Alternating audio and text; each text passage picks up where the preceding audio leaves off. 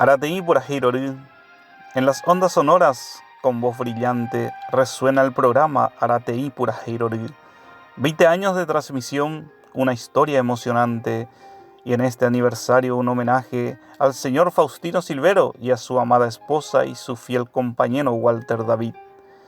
Con su voz cálida y su sabiduría sin igual, guió los pasos de este programa con gran pasión. Con cada palabra supo cautivar audiencias enteras, creando un lazo de unión fraternal. Faustino Silvero, maestro de palabras, tu voz ha sido faro en la oscuridad. Con tus relatos y reflexiones nos has hecho vibrar en cada transmisión, dejando un legado de gran verdad.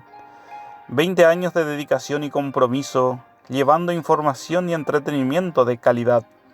Arateí Purajirorí, gracias a ti y tu empeño preciso, hoy celebramos tu éxito en esta ciudad. Que sigan los éxitos, las risas y las emociones. Que tu programa sea luz en cada domingo. Faustino Silvero y Walter David, gracias por sus contribuciones. En este aniversario te honramos con placer. Feliz aniversario Arateí Purajirorí, y un agradecimiento especial al señor Faustino Silvero y familia por su pasión y entrega, una inspiración a diario. Que siga resonando tu voz domingo a domingo, un pollo pumbarete porá de un hermano y amigo. Gracias Arateí Purajirorí. Escrita por Gustavo González.